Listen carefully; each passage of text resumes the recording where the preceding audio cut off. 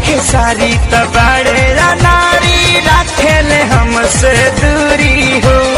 Love you बोला।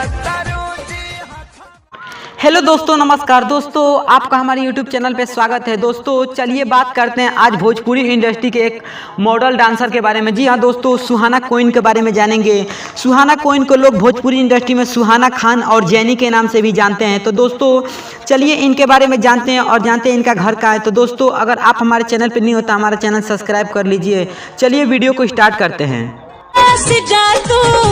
बन के सिंगार हो, आँखिए में बन के रहब कजरा के धार हो। जी हाँ दोस्तों, बता दें कि सुहाना कोइन का घर उत्तर प्रदेश के गोरखपुर में है और सुहाना कोइन गोरखपुर से बिलोंग करते हैं। वीडियो में आप सुहाना कोइन का घर देख सकते हो, यही है सुहाना कोइन का घर।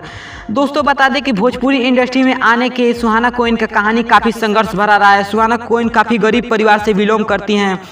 कहते हैं कि सुहाना कोइन को स्टार बनाने वाले और बेस्ट डांसर बनाने वाले मिठू मार्शल हैं। जी हाँ दोस्तों, मिठू मार्शल के सॉन्ग में ज़्यादा नज़र आती है सुहाना कोइन, और सुहाना कोइन को स्टार बनाने वाले सिंगर मिठू मार्शल हैं। कहते हैं कि एक बार मिठू मार्शल इनके गांव आए थे और सुहाना कोइन को देखते इस मिठू मार्शल ने कहा कि आप मेरे एल्बम में काम करिए। तो सुहाना कोइन ने भी हाँ भर दिया और उसी समय सुहाना कोइन मिठू मार्शल के सॉन्ग में नज़र आने लगी और ये दिल्ली चली गई और उस समय से मिठू मार्शल के सॉन्ग में नज़र आ रही हैं और सुहाना कोइन बन चुके हैं एक बेस्ट डांसर। सुहाना कोइन मिठू मार्शल के सॉन्ग के अलावा अवधेश प्रेमी, धनंजय, धड़कन, चंदन, चंचल और मिठू मार्शल के सॉन्ग में नज़र आती है ज़्यादातर करके। तो दोस्तों सुहाना कोइन के बारे में ये वीडियो कैसा लगा? दोस्तों ये वीडियो पसंद है तो हमारा चैनल सब्सक्राइब करें। जय हिंद, जय भारत दोस्तों।